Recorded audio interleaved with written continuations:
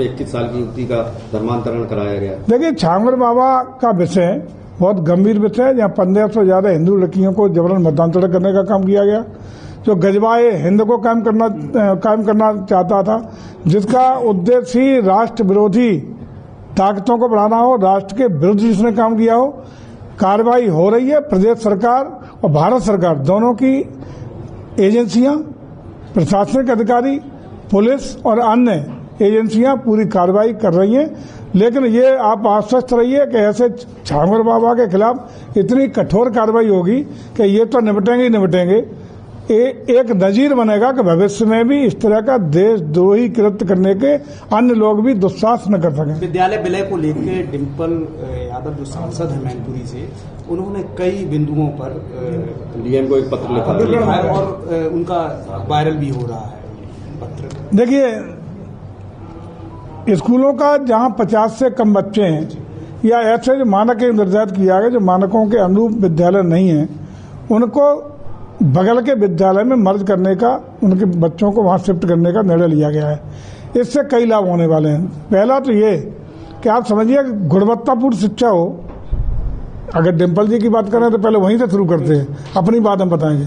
डिम्पल जी जरा अपने पतिदेव से पूछ लें कि उनके अपनी ससुर के, अब चूंकि वो है नहीं दुनिया में तो ठीक नहीं है, नकल की शुरुआत किसने कराई? सामूहिक नकल, संगठित नकल करके माफिया बनाने का काम किसने किया?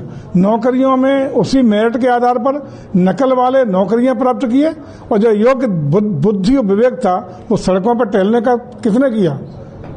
जो मेरिट पे थे, जो लड़के मेरिट पे पढ़े लिख के गए, उनका परसेंटेज होता था डाउन, और नकल वाले, सामूहिक नकल वाले 90-95% मार्क ला करके वो नौकरी पा गए। तो ये किसकी सरकार में हुआ?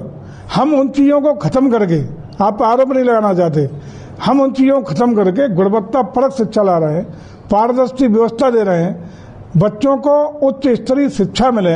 और ये बेस होता है प्राइमरी से बच्चा जब अच्छे माहौल में बुद्धिमत्ता के साथ, योग्यता के साथ, क्षमता के साथ पास आउट होगा तो अगली उच्च कक्षाओं में एक मजबूत बौद्धिक क्षमता के साथ जाएगा, एक विद्वता के साथ हमारे भारत का एक कुशल नागरिक बनेगा।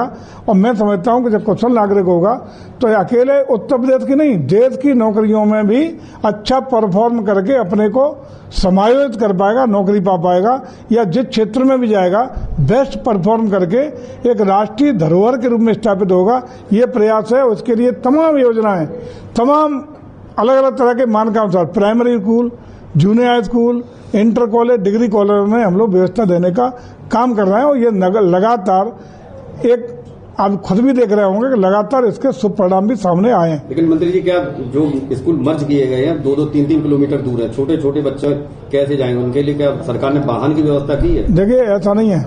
जो भी एक व्यवस्था दी गई है उसके मुताबिक नजदीकी स्कूलों में उनको समायोजन करने का प्रयास किया गया है।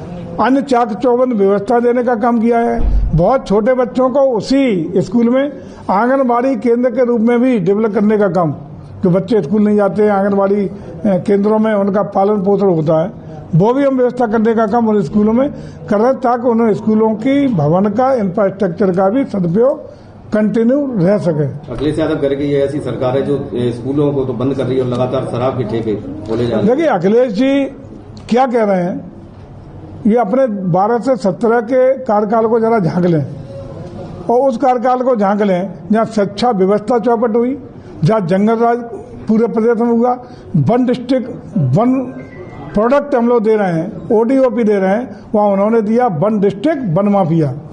अपना दंगों का प्रदेश एक दिन खाली नहीं था जैसे दंगे न उत्तर प्रदेश में हुए हों। दंगों का प्रदेश, आतताइयों का प्रदेश, तुष्टीकरण के आधार पर सनातन को कुचलने का प्रयास, अपराधियों को संरक्षण देने का काम, माफियाओं के द्वारा प्रशासनिक व्यवस्थाओं को पंग करने का काम किसने किया? और उसी का दुष्परिणाम था कि 17 में उत्तर प्रदेश की जनता ने उस अलोकप्रिय सरकार को अपदस्थ करके आदरणीय योगी जी के नेतृत्व में उत्तर प्रदेश में भाजपा की सरकार बनाने का काम किया। और तब से इतने आतुर हैं अखिलेश जी कि सत्ता कब मिले, दिन भर कुर्सी कुर्सी कुर्सी के अलावा दिखाई नहीं पड़ता। चाहे वो उन्हें जाति संगत कराना पड़े, चाहे अगड़ों को कुचलने के लिए पीडीए की दिन बर्बाद करनी पड़े। क्या उत्तर प्रदेश में ये साफ उन्होंने कर दिया कि जो अगड़ी जातियां उत्तर प्रदेश से अपनी सत्ता में एक लाइन जोड़ देनी चाहिए कि उत्तर प्रदेश में अगर समाजवादी पार्टी की सत्ता बनाएगी, पीडीए की सत्ता बनाएगी, तो उत्तर प्रदेश से अगड़ों को निष्कासित करके बाहर कर दिया जाएगा। इतना ही तो बचा है। ये क्या है ये?